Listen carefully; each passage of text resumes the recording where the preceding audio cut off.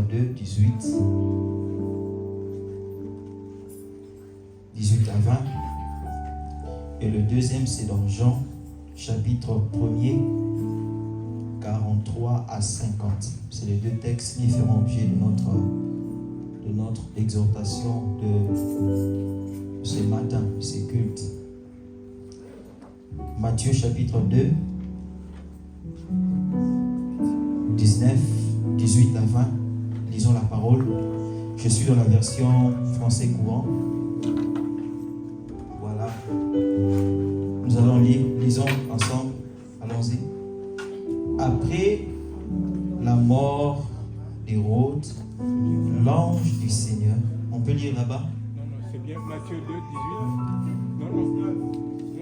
Matthieu 2, 18 à 20. C'est ça? La version qui change, c'est à partir de 19. Ah, là-bas, c'est à partir du verset 19. Ok. Alors, lisons dans votre version. Lisons.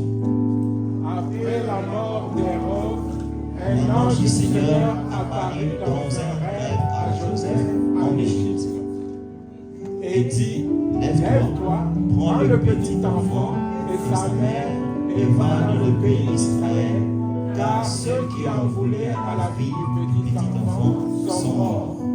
21. Joseph se leva et prit le petit enfant et sa mère et alla dans le pays d'Israël. Fantastique. Prenons le deuxième texte.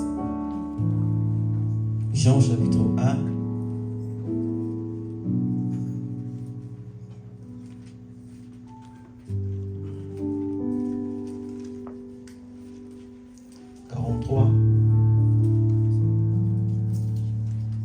Des 43 à 50, lisons Jean chapitre 1.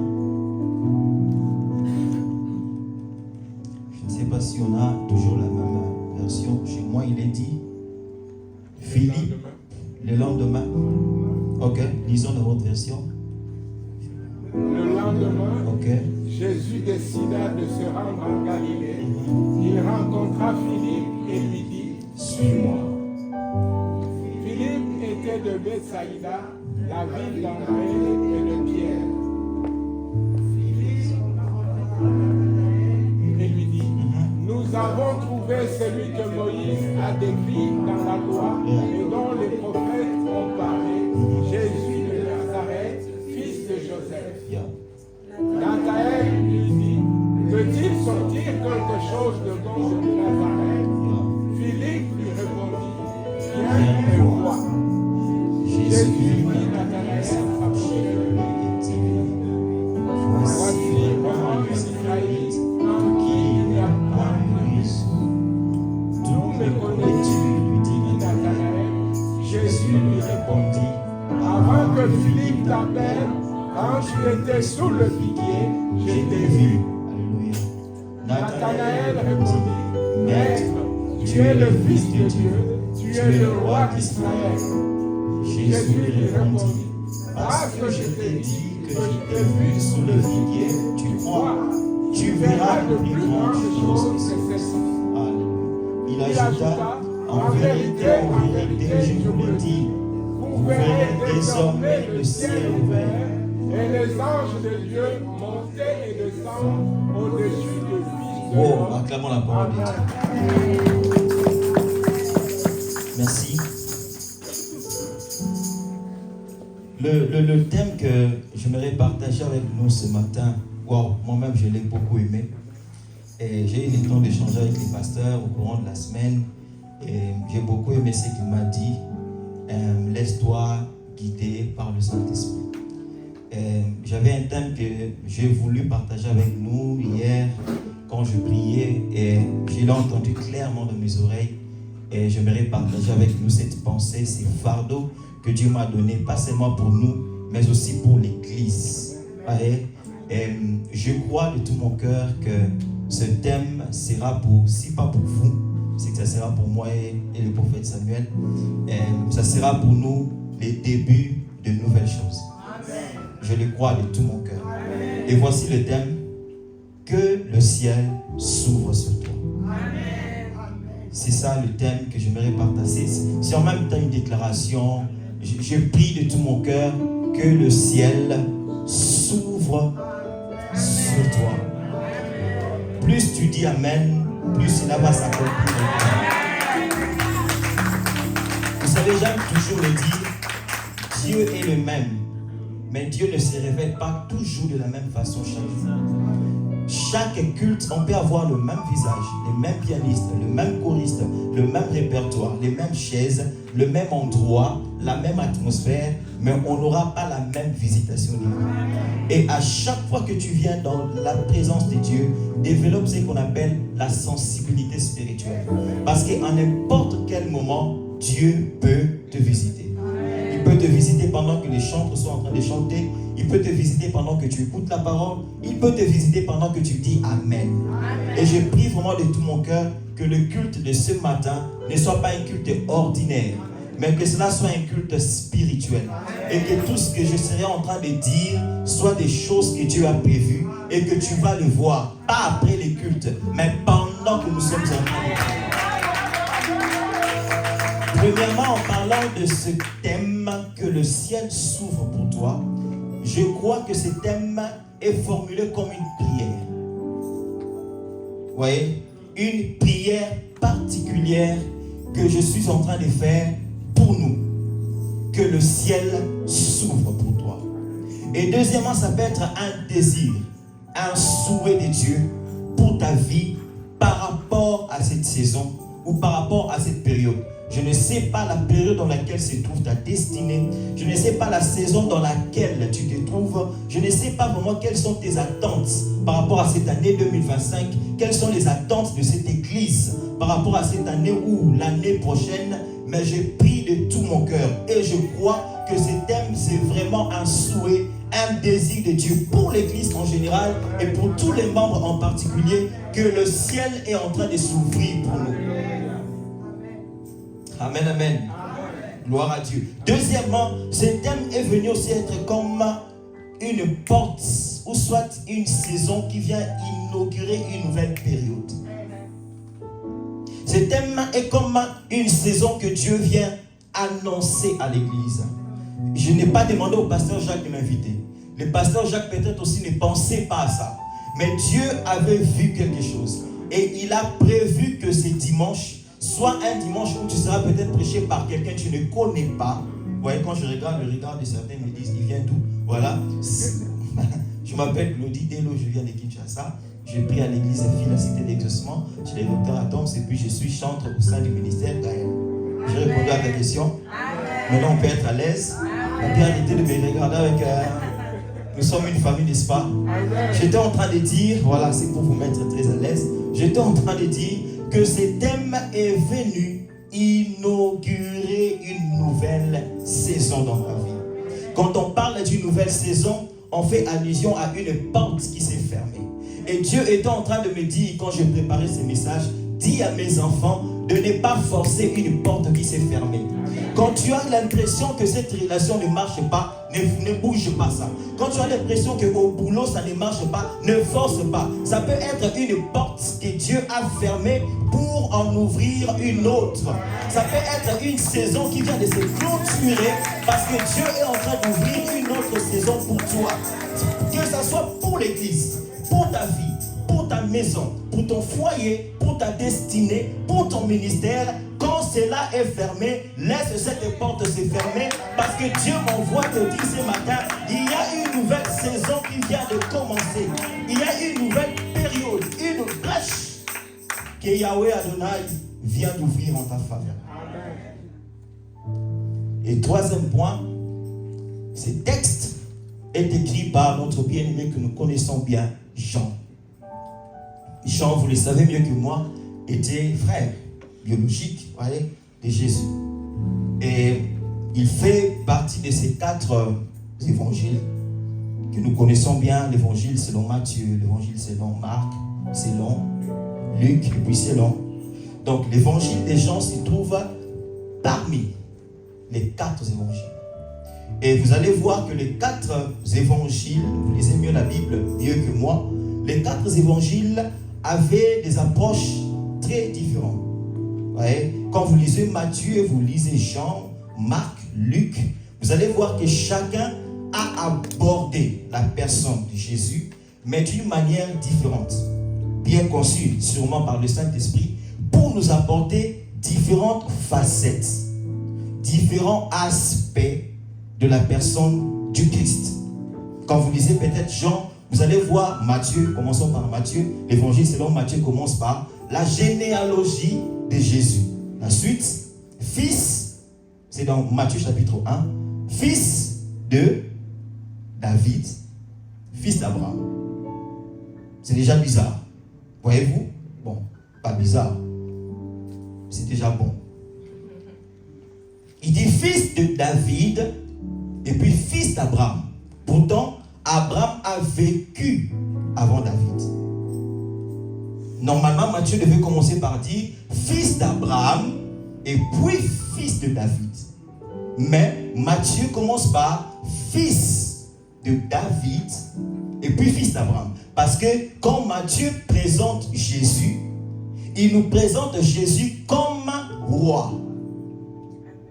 C'est lui qui est venu pour être roi. C'est même dans Matthieu que vous êtes en train de lire cette histoire de Matthieu, voyez, que Hérode a entendu parler, les rois mages sont venus, ils ont dit, voilà, où est le roi des Juifs qui vient de naître? Nous avons vu son étoile et nous sommes venus l'adorer. Donc, Matthieu aborde l'aspect de Jésus comme le roi. C'est pour ça qu'il commence par fils de David pour montrer sa lignée royale. Mais Jean ne fait pas ça. Parce que Jean n'avait pas pour objectif de présenter Jésus comme roi. Il avait un autre objectif. Quand vous allez dans Marc, lui, quand vous lisez l'évangile de Marc, vous allez voir que c'est dans Marc qu'on parle d'un homme qui va à gauche, qui sert, qui va à gauche, qui fait ceci. Parce que dans l'évangile de Marc, lui avait pour objectif de présenter Jésus comme un serviteur. C'est lui qui est venu servir les hommes. Mais ce n'était pas l'objectif de Jean. Jean n'avait pas pour objectif de présenter Jésus comme le serviteur. Quand vous lisez Luc, voilà, je vais déjà vous mettre à l'aise, je suis de la lignée d'Atom Spouma. Il nous a appris à chaque fois que tu veux prêcher, il faut avoir au moins 10 minutes de documentaire. Vous voyez, quand vous suivez les documentaires, des éléments qui ne vous plaisent pas, vous avez envie de zapper, n'est-ce pas? Mais là, il n'y a pas moyen de me zapper parce qu'il n'y a pas de télécommande. Donc, souffrez que je vous mette un peu dans le contexte de la Bible pour que nous puissions découler ensemble. Des fois, nous aimons dire ah, mais après, on ne comprend rien. Amen. Voilà, il faut aimer les Écritures. Voilà, je suis à l'église, centre évangélique, la puissance de là. Donc, la parole doit être le centre. Ouais. Ah. Donc, nous étions où? Troisième. Ouais. Luc, le médecin, lui avait pour objectif de nous présenter le côté humain de Jésus. Parce que Jésus n'était pas que Dieu. Voyez? Il était aussi 100% homme. Et quand Luc présente son évangile ou l'aspect de Jésus, il aborde ce côté humain. Le côté humain de Jésus. Il parle de cet homme qui est de ce Dieu qui s'est fait homme, qui est devenu chair et habita au milieu de nous. Mais quand Jean présente son évangile, lisez bien, vous allez voir qu'il aborde sa présentation de Jésus d'une manière différente.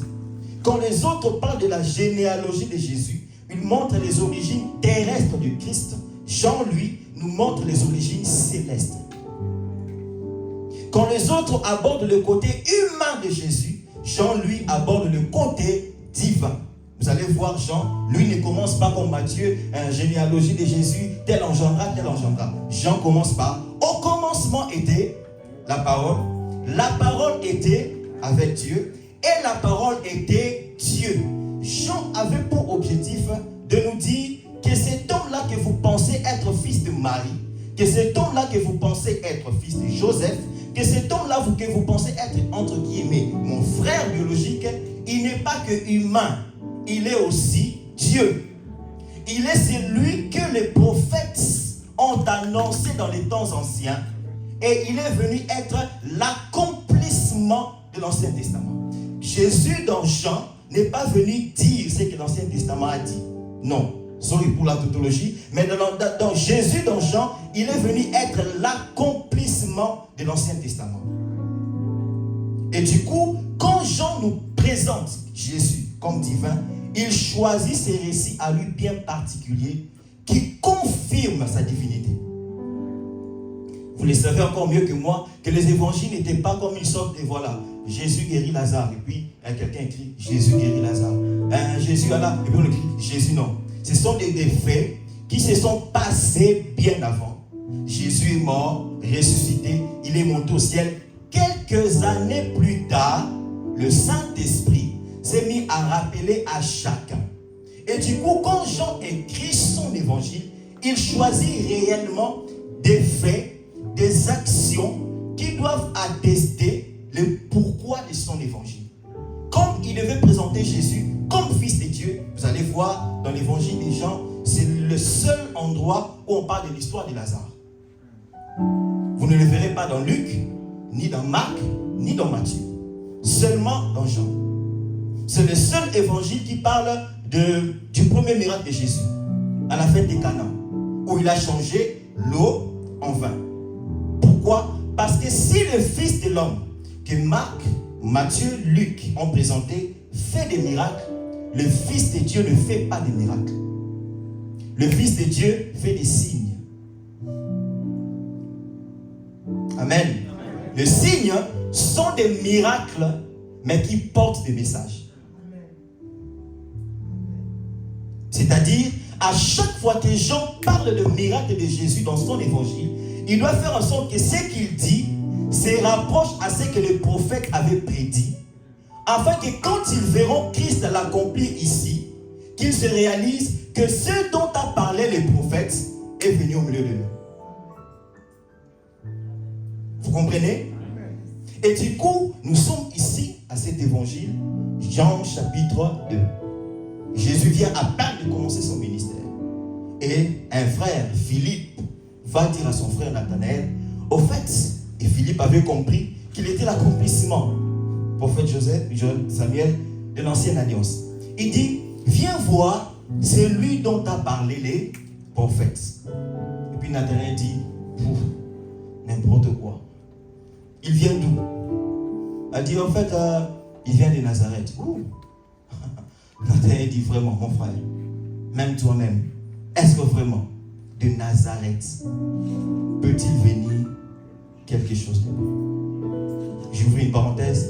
Dieu peut cacher la grandeur dans les petites choses.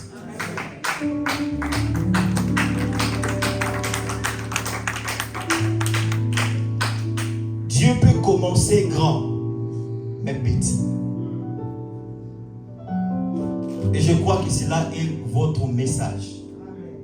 Dans le petit que vous êtes, dans le petit que vous avez, Dieu a caché une grandeur que vous ne connaissez pas. Et Nathanaël dit, peut-il venir de Nazareth quelque chose de bon? Son frère lui dit, papa, arrête de trop parler. Viens seulement et vois. Et sûrement quand Nathanaël venait, papa, il venait par respect de son frère. Bon, comme c'est Yaya qui a dit, bon, ici, apparemment, on ne dit pas de Yaya.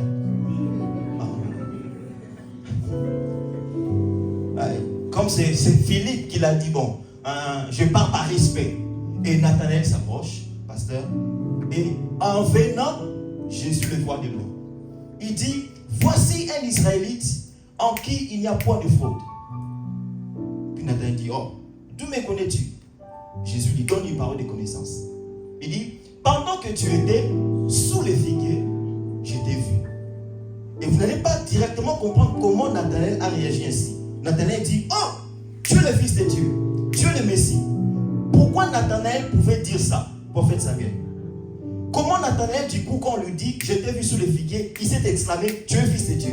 Sûrement, Nathanaël, quand il était sous les figuiers, il était conscient d'être avec Dieu. Il était conscient que des choses qu'il faisait sous le figuier, seul Dieu le voyait. Et si ce jeune homme, que j'ai négligé parce qu'il vient de Nazareth, me dit qu'il m'a vu quand j'étais sous le figuier, c'est qu'il est Dieu. Vous comprenez la logique? Il dit, tu es fils de Dieu. Notez que dans la Bible, ainsi quand on dit fils, la Bible n'est pas, voilà. Dans la Bible, quand on dit fils, c'est pas papa, maman. ont donné naissance à un enfant et cet enfant-là est leur fils. Non. Dans la Bible, les Juifs, quand ils disent fils, le mot fils veut dire égal. N'est-ce pas? Quand vous allez lire Jean chapitre 8, Jésus dit voilà, au fils d'Abraham, il leur dit votre père Abraham a vu mon jour. Il dit quoi? Toi qui n'as même pas 50 ans, toi, avant qu'Abraham ne fût, je suis. La Bible dit, et là, ils ont ramassé des pierres, ils ont voulu les lapider. Et on a commencé à faire des commentaires, on dit, on voulait tuer Jésus, non pas seulement parce qu'il a parlé d'Abraham, mais parce qu'il s'est fait fils de Dieu. Mais pourtant, Jésus n'a pas dit, voyez, parce qu'il s'est fait égal, c'est ce que même Jean dit. Il s'est fait l'égal de Dieu. Mais Jésus n'a pas dit, je suis l'égal de Dieu. Jésus leur a simplement dit que je suis fils de Dieu.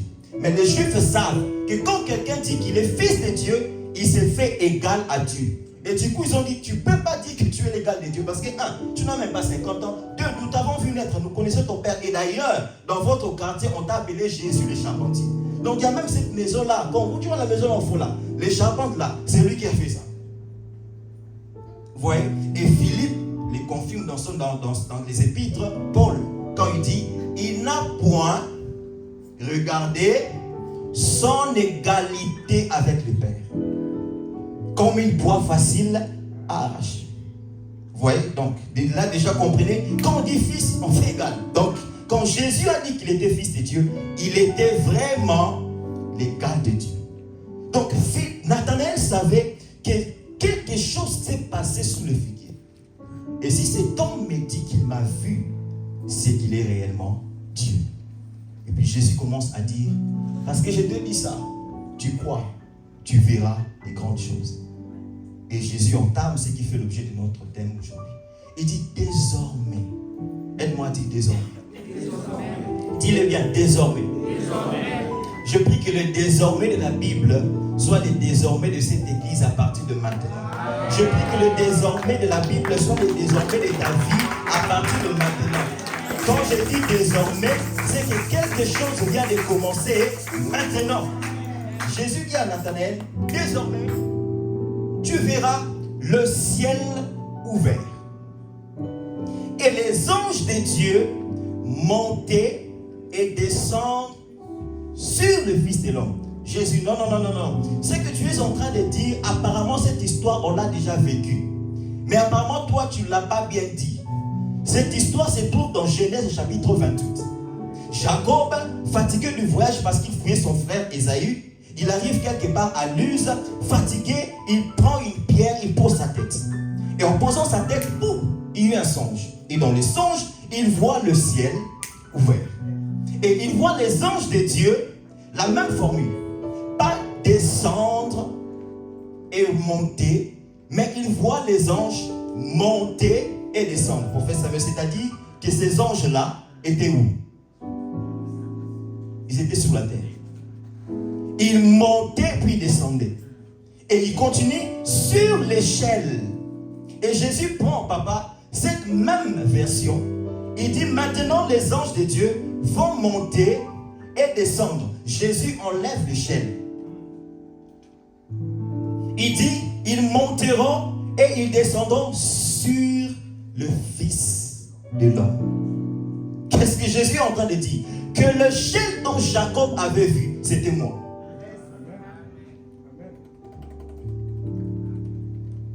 Une très bonne nouvelle que j'ai pour toi.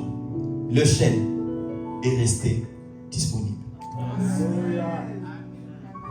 Je réponds. L'échelle est restée disponible. Ce jour-là, quand Jésus montait, nous sommes dans Matthieu et Jean, il était en train de monter. Ce jour-là, je me disais, prophète Samuel, les disciples étaient en pleurs. L'échelle est en train de partir. L'échelle est en train de partir. Où aurions-nous encore cette connexion divine? Et gloire à Dieu. Pendant que l'échelle partait, j'ai aimé ce que papa l'a dit un jour. Il a dit, Jésus avait envie de partir parce qu'il devait aller pour nous préparer une place. Mais la chaleur de l'amour qu'il avait pour nous l'avait obligé de rester. Mais il devait choisir les deux.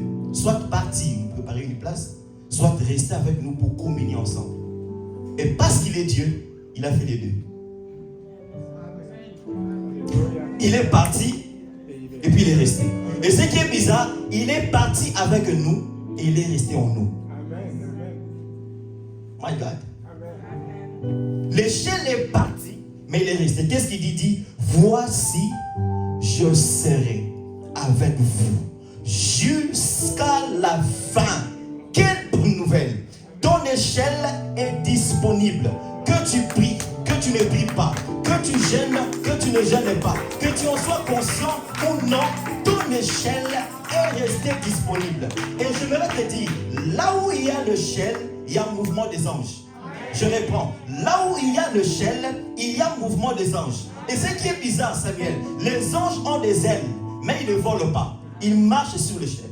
La vision que Jacob a vue, et c'est que Jésus est en train de dire à Nathanaël, il montre que les anges sont en train de monter et de descendre. Pas en train de voler, mais de monter et de descendre, c'est-à-dire de marcher sur les échelles. Parce que l'échelle est le passage obligé, qui oblige même à ceux qui ont des ailes d'y marcher parce qu'il est la voie qui nous conduit à notre destinée. Et ce qui est bizarre encore, papa, cette parole de Jésus, physiquement comme ça, ne s'est pas accomplie. Jésus avait dit que tu verras les ciels, mais durant tout le ministère de Jésus, on n'a pas vu là où le ciel était ouvert. Peut-être chez vous, mais chez moi, je n'ai pas vu. Quelqu'un a vu le ciel pendant le ministère, les 3 ans de ministère de Jésus. Un moment, quand Jésus parlait comme ça, pouf, le ciel s'est ouvert. Dans ta Bible, il y en a. Donne-moi les versets et la version comme ça, je vais. Il y en a. Donc Jésus a menti. Jésus, tu as dit que le ciel sera ouvert. Mais tu as fait 3 ans de ministère, on n'a pas vu que le ciel est ouvert, physiquement parlant. Et du coup, vous comprenez avec moi que cette phrase de Jésus était spirituelle. Cette phrase n'était pas physique. Cette phrase n'avait rien à voir avec le ciel nuagé. Jésus ne parlait pas de ce ciel de firmament. Jésus parlait d'un autre ciel. Quand il parlait, son langage était codé. Son langage était, bâclé. Il faut avoir l'esprit révélateur pour comprendre ce que Jésus voulait dire. Maintenant, qu'est-ce que signifie ciel ouvert? Je peux commencer? Voilà. Quand Jésus disait que le ciel s'ouvre, il disait ceci. Wow. Que les ressources surnaturelles fassent fonctionner les plans de Dieu en ta faveur. C'est ça la signification du ciel ouvert. Quand Dieu ouvre le ciel pour toi, j'ai manqué de le dire dans mon introduction, ici je ne parle pas des portes. Non. Je ne parle pas des portes qui s'ouvrent. Je parle du ciel. Parce que, homme de Dieu, c'est impossible que tu puisses avoir des portes ouvertes si ton ciel est fermé. Je reprends. C'est impossible que les portes soient ouvertes en ta faveur si ton ciel est fermé. En soi, quand nous prions, Seigneur, ouvre-moi les portes, la meilleure formule, c'est de dire, ouvre-moi ton ciel. Parce que quand le ciel de Dieu est ouvert en ta faveur, les portes de la terre ne vont pas résister. C'est la raison pour laquelle vous allez comprendre ces jours-là, quand toutes les portes d'Israël étaient fermées, tout le monde ne voyait plus la pluie. Mais Élie, lui, son ciel était ouvert. Quand tout le monde pleurait, Élie ne pleurait pas. Parce qu'il marchait à ciel ouvert. Ciel ouvert veut dire que les ressources surnaturelles fassent fonctionner les plans de Dieu en ta faveur. Je reprends cette pensée. Que les ressources surnaturelles fassent fonctionner les plans de Dieu en ta faveur. Quand je parle de ressources, je fais allusion aux moyens de Dieu. Je ne fais pas allusion aux moyens des hommes. Je ne fais pas allusion aux stratégies humaines, aux plans que tu peux mettre en place. Voilà, je vais aboutir à telle chose et je mets tel plan. Je ne parle pas de ça parce que vous savez que même Satan élève. Satan aussi bénit, bien que c'est une fausse bénédiction. Satan aussi rend grand parce que nous voyons nos frères, ce sont nos frères, n'est-ce pas? Nos frères de l'autre côté, devenir aussi grands, devenir aussi riches, avoir aussi de l'impact. Satan aussi fait ça. Parce que ces jours-là, quand Moïse a pris son bâton et a jeté par terre, les bâtons s'est changé en serpent. Pharaon a fait de même. Quand il a pris les bâtons et a frappé, Nil est devenu du sang. Ils ont aussi fait de même. Mais il arrive à un moment où, quand les ressources sont surnaturelles, quand le moyen de Dieu entre en jeu en ta faveur, on sait voir ce qui vient de Dieu et ce qui ne vient pas de Dieu. Parce que le moyen de Dieu vient te donner ce que tout le monde a, mais te donner un surplus. Parce que, regardez, oh mon Dieu, tu ne vois pas le verre qu'on a envoûté quand tu entres dans ce bureau. Tu ne le vois pas. Tu n'es pas là quand avant d'entrer dans ces bureaux-là, ils sont venus la nuit, ont commencé à manigancer des choses. Quand il viendra ici, ils ont parlé, ils ont pris ta photo, ils ont commencé à dire, à faire des incantations, ils ont pris même ton nom, ils ont commencé à maudire. Lui, il verra ceci, il ne fera pas ça, lui, il ne se mariera pas, lui, il n'aura pas ceci. Quand les ressources surnaturelles commencent à faire fonctionner les plans de Dieu en ta faveur, ils peuvent dire, mais ils ne vont pas comprendre que ce qu'ils sont en train de dire n'aura pas d'impact sur toi. Parce que dans les moyens de Dieu, je fais allusion à cet arsenal spirituel qui t'accompagne et qui te précède. Mon Dieu.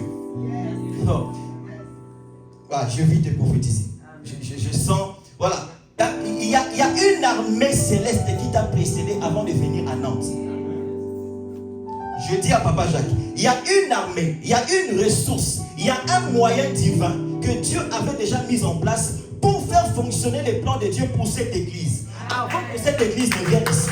Et du coup, ce que tu peux croire, voir être un accident, voir être un raté, voir être un obstacle, une barrière, peut être un plan que Dieu a mis en place pour accomplir son plan merveilleux pour toi.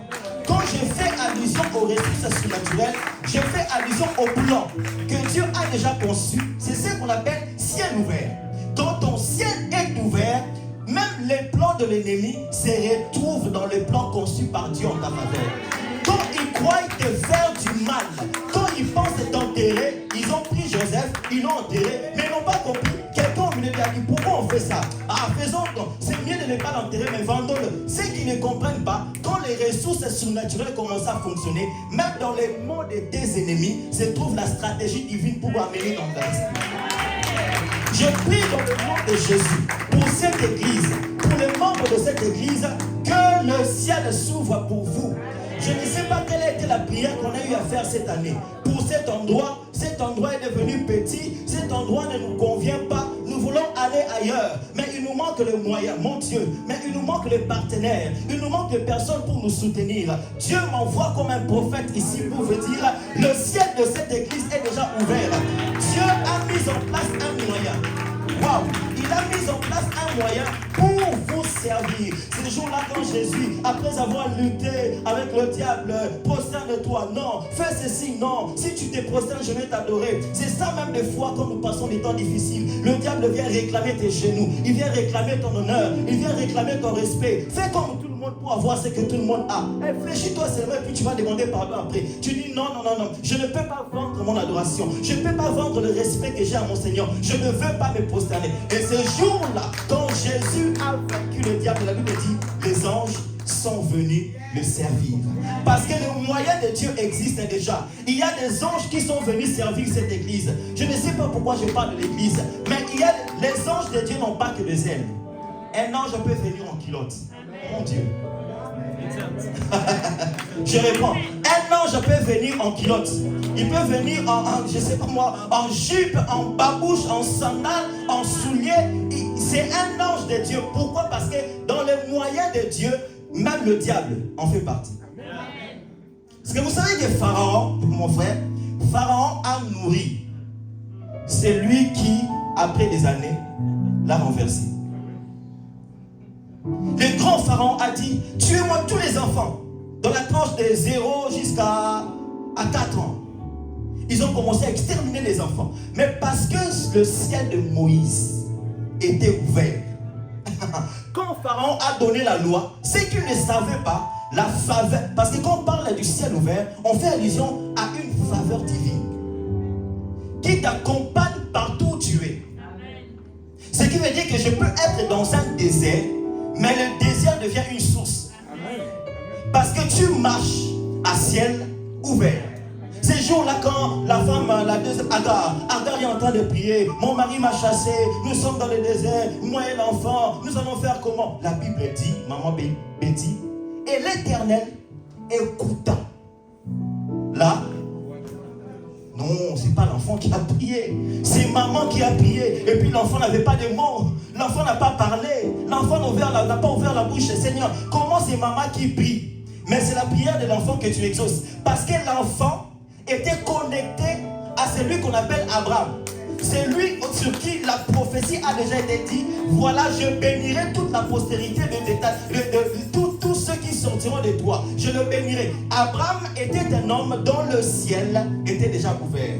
C'est-à-dire tous ceux qui sortaient de ses entrailles avaient bénéficié de cette alliance du ciel ouvert. Du coup, quand maman prie, comme maman n'était pas d'alliance, Dieu entend la voix de l'enfant parce que c'était l'enfant qui était connecté à l'homme dont le ciel est ouvert. Et ici, il y a plus qu'Abraham. Ici, il y a plus qu'Isaac. Ici, il y a Jésus. Il y a celui que j'appelle l'échelle. L'échelle qui est restée permanente et même éternelle. Et parce que même si tu ne pries pas, parce que tu es connecté à l'échelle, il y a une faveur divine sur toi. Quand je fais allusion aux ressources de Dieu, je parle de ce qu'on appelle l'exousia. Le pouvoir de Dieu qui t'accompagne. Samuel, le pouvoir de Dieu qui t'accompagne, qui fait que quand tu arrives, j'allais le dire en lingala, le lingala me manque. Quand tu arrives quelque part, les gens commencent à transpirer. Fini ces temps, Papa Jacques, je ne sais pas ici si c'est possible, chez nous à Kinshasa, c'est devenu très fréquent, où un chrétien va commencer le boulot, 3 mois, 1 année après, il fuit. Pourquoi? Parce qu'il dit, dans cette entreprise-là, il y a trop d'occultistes. Non, il y a trop d'occultistes. Depuis que je suis là, je fais des mauvais rêves, on me poursuit, mon bureau, je vois des lions, je vois des serpents, mon bureau est... Fils du Dieu très haut, toi qui marches à ciel ouvert, toi qui marches avec le maître des esprits, toi qui marches pas seulement avec Dieu ces jours-là, quand Géasi tremblait, nous sommes comme Géasi, Géasi tremblait, nous sommes entourés par des soldats, ils veulent nous faire du mal. Et pendant qu'il parlait, il ne savait pas qu'il y avait déjà une ressource surnaturelle, qu'il y avait déjà le moyen de Dieu mis en leur disposition. Mais quand lui pleurait, il regardait son père Élisée. Élisée était tranquille. Et puis il dit, papa, mais apparemment toi tu es bizarre. Qu'est-ce qui se passe? Élisée fait une prière, il dit, Seigneur, ouvre les yeux. Alléluia. Et quand les yeux de Géasi étaient ouverts, il a compris que ceux qui les entouraient étaient entourés. Je prie de tout mon cœur que le moyen que Dieu a mis en ta disposition fasse fonctionner les choses en ta faveur. Je prie que le combat d'hier devienne des opportunités pour toi aujourd'hui. Que tu ne regardes plus la même réalité de la vie comme avant. Que tu ne vois pas comme des tombeaux qui t'enterrent, mais vois-les comme des escaliers qui te font monter. Et Jésus est en train de dire, les anges de Dieu monter et descendre. Et vous allez comprendre avec moi dans la Bible, quand on dit échelle, ne voyez pas échelle selon nous. Selon nous, quand on dit échelle, on fait allusion à un instrument, voyez-vous, qui a des niveaux de marche. Le terme échelle, dans les anciennes versions, fait allusion à ce qu'on appelle portail. Un grand portail, mais avec des marches. Donc, ce que Jésus est en train de dire, il dit, c'est un portail qui est ouvert.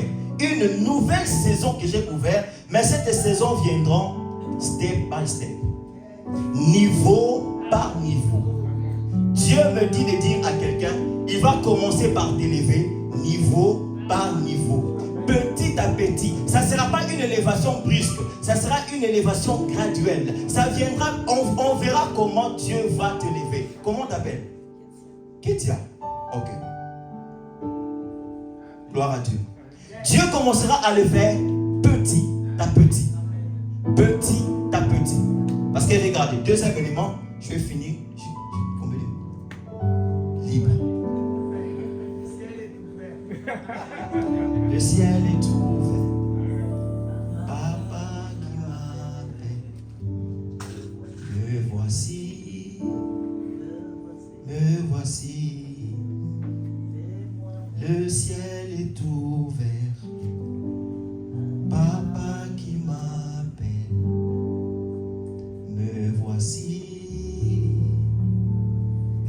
voici, fais-moi monter dans les eaux,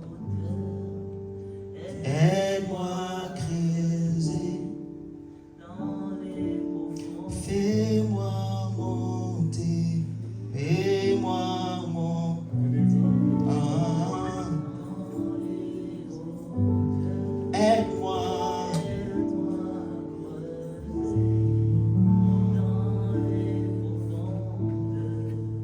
Dieu est en train de t'emmener quelque part.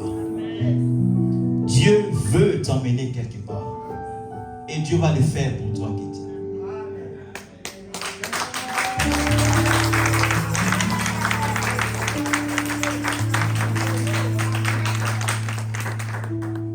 Ces jours-là, Élisée voit son père partir. Vous voyez? Et gloire à Dieu, avant que Élie ne monte au ciel, Élie a fait quelque chose. Qu'est-ce qu'il a fait? Il a pris son manteau et a donné. Et quand Élisée voit son père monter, vous savez qu'est-ce qu'Élisée avait crié? Mon père, char d'Israël. Et lisons la parole. Et quoi? C'est que Élisée avait vu de son père Élie. Il a fini par comprendre que Élie, sur la terre, il marchait avec un cortège. C'est ce qu'on appelle le ciel ouvert. Une ressource surnaturelle qui t'accompagne. C'est la raison pour laquelle cesse de croire que dans cette difficulté-là, tu es seul. Cesse de penser que dans ces problèmes dont tu traverses là, tu es seul. Quand il t'arrive de pleurer, c'est normal, des fois nous sommes humains. Il peut arriver que tu puisses avoir peur parce que le lendemain semble être incertain. Tu as l'impression que tu es en train de tourner à rond. Comme Pierre, tu as jeté le filet autant de fois. Tu as l'impression que c'est un échec répétitif.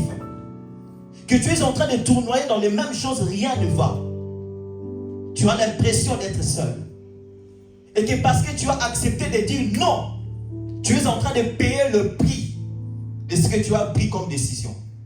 Et des fois, tu as l'impression que Dieu est silencieux et Dieu ne parle pas.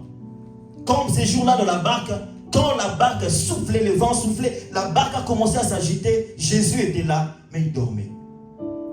Tu as l'impression que, Seigneur, comment tu deviens insensible? Non. Le ciel est ouvert. Même quand ça semble être silencieux, le ciel est là. Je ne sais pas laisser par quoi tu passes. Je ne sais pas qu'est-ce qui t'a fait pleurer. Je ne sais pas des fois qu'est-ce qui peut ou soit t'a donné d'avoir l'impression où tu as commencé même à douter de la main de Dieu. Où tu te dis, Dieu connaît tout le monde sauf moi. Parce que j'ai comme l'impression que dans cette vallée de Baca, je traverse seul. Dieu m'envoie te dire, l'échelle est là. Et parce qu'il est là, des fois quand Dieu agit et que sa façon d'agir n'est pas exactement comme nous les pensions, on a l'impression que Dieu n'agit pas. Parce que ici, notez que je parle de moyens de Dieu, Samuel. Je ne parle pas de tes moyens. Je parle de moyens de Dieu. Je parle de ces ressources que Dieu a mises en place. Et des fois, les moyens de Dieu, quand Dieu le fait fonctionner, ça nous fait dire aïe. Mais c'est les moyens de Dieu. Des fois, quand Dieu fait fonctionner ses moyens, pour nous, on a comme l'impression que Dieu est contre nous. C'est pour ça que papa, dans la Bible, on est en train de dire, avec Dieu, vous voyez, la suite, avec Dieu, nous ferons des exploits. Avec Dieu, nous écraserons nos ennemis. Non. Avec Dieu, nous ferons des exploits. Il écrasera. Dieu, pourquoi les exploits? On les fait ensemble. Mais quand il faut écraser, tu le fais seul. Parce que des fois, quand Dieu écrase, il écrase même ses amis.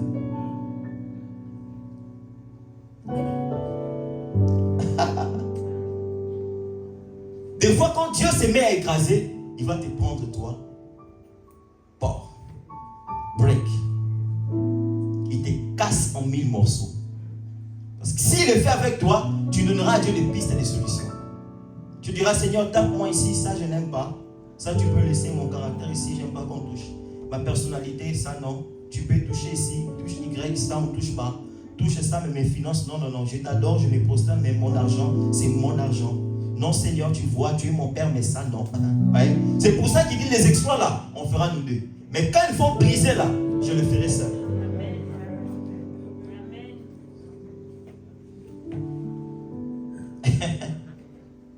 Je répète encore, ton ciel est déjà ouvert. Mais des fois, il faut accepter les chemins par lesquels Dieu te fait passer. Je n'avais pas prévu ça, mais je sens que le Saint-Esprit veut que j'aille dans cette direction-là. Il y a quelqu'un dans cette église que Dieu veut broyer. C'est facile de dire à Jésus, Alléluia, Seigneur, nous voulons être comme toi. La Bible dit, tu as reçu du Père, le nom qui est élevé au-dessus de tout nom. Mais allez un peu plus haut. La Bible commence par dire, ayant en vous l'humilité qui était. Il n'a point regardé son égalité avec le Père comme une proie facile. Il s'est... Non, on ne l'a pas humilié. Il s'est humilié. On ne l'a pas rabaissé. Il se rabaissait. Quand on te rabaisse, c'est de l'humiliation. Mais quand tu te rabaisses, c'est de l'humilité. C'est rendant obéissant jusqu'à la mort, même jusqu'à la... Pourquoi on dit à la mort, même jusqu'à la mort de la croix? Parce que c'était facile pour Jésus d'accepter la mort. Mais ce n'était pas facile d'accepter la mort de la croix. Parce que la mort de la croix, à leur époque, était une mort qu'on affligeait aux brigands. Et quand on crucifiait les brigands, on les mettait à la porte de la ville. Pour que ceux qui entrent et ceux qui sortent voient que voilà des gens qui troublaient la ville. Et quand on crucifie un Jésus innocent, c'était pour dire, voilà la personne que vous prétendiez être Messie sauveur. Voilà, il a été crucifié, humilié, mais il a accepté ça. Et la Bible dit, c'est pour cela aussi, Dieu l'a souverainement élevé. Cette église aura un nom, mais il y a un prix à payer. Ta destinée aura un nom. Ton ministère aura un nom. Mais il y a un prix à payer. Ta vie, maman, va changer dans peu de temps. Mais il y a un prix à payer. Pour les uns, il faut aller demander pardon à les personnes qui vous ont fait du mal. Ouais. Pour les autres, il faudrait prendre tout ce que tu as et les donner. C'est pas le pasteur qui m'a dit de dire ça.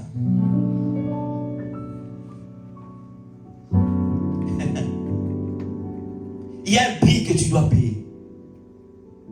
Mais la bonne nouvelle, c'est que le ciel est ouvert. C'est que Dieu a déjà prévu, quand tu viendras avec ton Isaac, c'est qu'Abraham ne savait pas, mon Dieu. Quand il montait avec Isaac, Dieu aussi montait avec le bélier. C'est pas parce que Dieu t'a dit qu'il n'y a pas de bélier que le bélier n'existe pas. Quand il montait avec Isaac, avec peine, quand il a voulu donner Isaac, Dieu dit, arrête. Tu peux pas être le premier à donner ton fils unique. Je dois être en tout le premier. Tu ne dois pas tuer Isaac. C'est à moi de donner en premier mon fils et puis toi tu viendras faire après. Tu ne tues pas Isaac, prends le bélier. Quand il montait avec ses moyens, Dieu avait aussi ses moyens. Dieu va te bénir, mais il veut que tu te soumettes. Et deuxièmement, pour aller vite, quand on parle du ciel ouvert, on fait allusion aussi à une sensibilité spirituelle qui augmente. Quand Dieu te dit que ton ciel est ouvert, il vient te dire qu'il vient d'augmenter les degrés de ta sensibilité. Est-ce que vous savez que Joseph, le fils de qu'est-ce que je dis, l'époux de Marie, n'était pas prophète?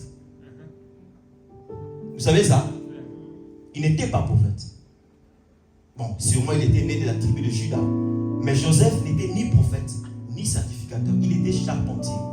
Mais ce jour-là, parce qu'il a accepté que l'échelle entre dans sa maison, automatiquement, Joseph est devenu prophétique. Lui, Lui qui durant toute sa vie n'a jamais vu un ange. Même pareil, un exemple. On écrit même au tableau, exemple, Joseph rencontrait un ange. Même dans un exemple, Joseph n'a jamais expérimenté ça. Mais ces jours-là, quand l'échelle est entrée dans sa maison, Joseph est automatiquement devenu prophétique. La Bible est en train de dire dans Matthieu, l'ange de Dieu, mon Dieu, l'ange apparaît à Joseph et lui dit, dans un songe, prends l'enfant, amène-le en Égypte. Prends l'enfant. Joseph, tu es devenu prophétique. Joseph, tu commences à faire une visitation angélique. Oui, pourquoi? L'échelle. Je prie pour toi ce matin que les anges de Dieu te visitent. Ils viendront dans les songes, ils viendront dans les circonstances de ta vie, mais Dieu va te visiter. Ta sensibilité va tellement devenir claire. Tu commenceras à être sens. C'est pour ça qu'on dit, prophète Samuel, que quand le ciel s'ouvre pour toi, l'un des signes qu'on peut voir que telle personne marche à ciel ouvert, c'est quand il devient sensible au mouvement spirituel. C'est la raison pour laquelle vous verrez, nous sommes en plein culte comme ça. Quelqu'un vient, bon, ici, je ne sais pas si ça existe. Chez nous à Kinshasa, bon, les Africains, nous sommes Africains. Quelqu'un peut prendre ses chaussures, il enlève, il laisse à l'église. Quelqu'un peut prendre son iPhone 15, 16, 17, 16, et le 17 c'est l'année prochaine. Il prend ça, je ne te demande pas de le faire. Ouais. Il prend ça, il donne. Pourquoi? Parce que le degré de ta sensibilité démontre à quel point tu prends conscience de ta destinée. Quand quelqu'un est conscient que son ciel est ouvert, la part de l'homme, c'est aussi de provoquer cette pluie. Eux, ils savent que voilà, Dieu a dit que mon ciel est ouvert, je dois faire ça. Je dois donner. Il y a des gens qui disent, vous voyez comme Papa Alain, c'est un secret que je vous donne. Papa Alain Molo Topé à son âme, il donnait 80% de sa dîme. Ouais. Les Alain Molo qu'on a envie là, Seigneur, je vais être adorateur comme lui. Hein? Okay. Papa Alain Molo donnait 80% de sa dîme.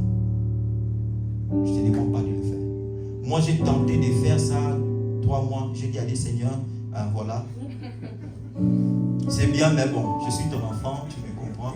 Je crois que cette affaire, reportons l'année prochaine jusqu'aujourd'hui. Heureusement qu'il est papa.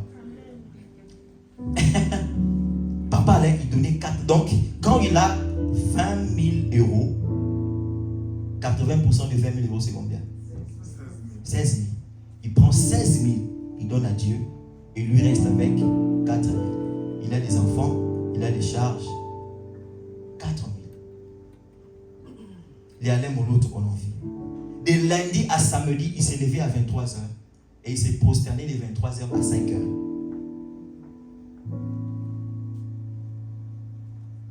Et je me rappelle même d'un jour, nous sommes allés chez lui, on était encore tout jeune à l'époque. Et papa avait des verres, des lunettes, voilà. On s'est dit, papa, nous on pensait que c'était, il faisait la star. Donc ça n'avait rien à voir.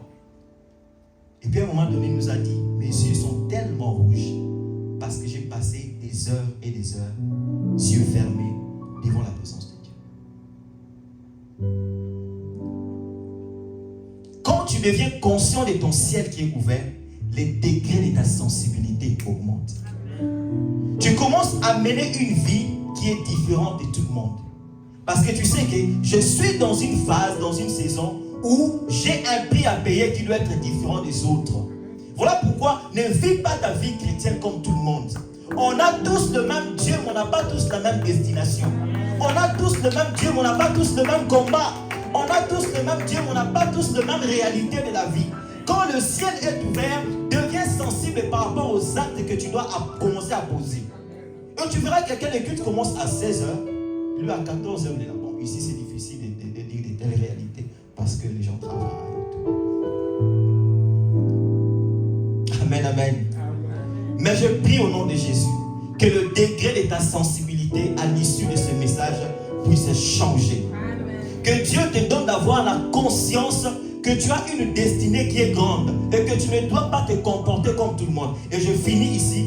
Quand le ciel s'ouvre pour toi, Dieu ouvre aussi les cieux de toutes les personnes qui doivent jouer un rôle dans ta vie. Je réponds ça. Quand Dieu te dit, j'ouvre ton ciel, c'est-à-dire quoi? Il a aussi ouvert le ciel de toutes les personnes qui doivent jouer un rôle dans ta vie. Et ces personnes, on les appelle des corbeaux. Quand tout Israël était dans la crise, Élie était tranquille. Qu'est-ce que Dieu dit à Élie? Va dans le torrent et guérit. La suite?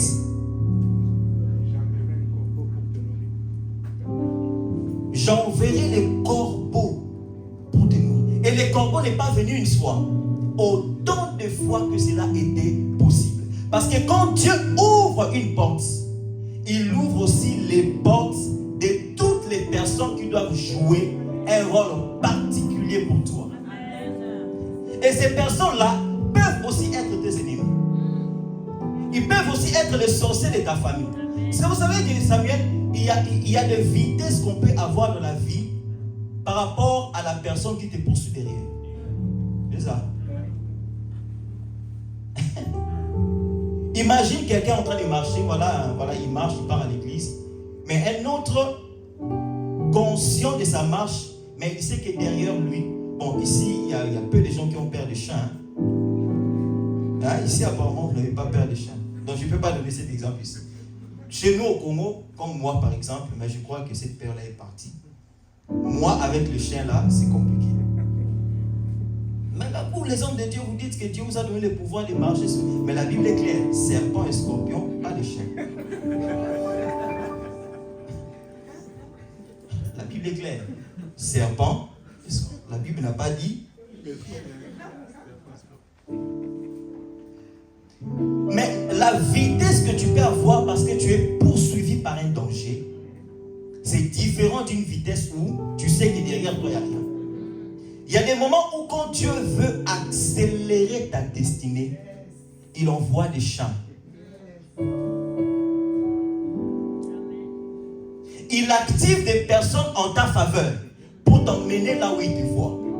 Et vous allez comprendre dans cette histoire de Jésus, quand Hérode poursuit l'enfant, Jésus, l'ange se lève, dit à Joseph, prends l'enfant et amène l'enfant à tel endroit. Quand Jésus arrive en Égypte, la Bible dit, ainsi s'est accompli ce que les prophéties ont dit de l'enfant, qu'on l'amènera à tel endroit. Il fallait qu'il y ait la poursuite d'Hérode pour que la promesse se réalise. Il fallait qu'il y ait la méchanceté de quelqu'un pour que ce que Dieu a prédit puisse s'accomplir. Tout ce que Dieu t'a dit va sûrement s'accomplir.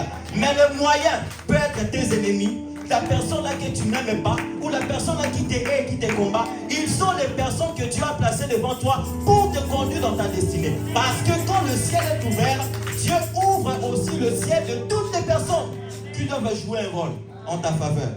Et ces personnes-là existent. Écoutez, Dieu a nourri Élie en pleine crise en l'envoyant chez une veuve.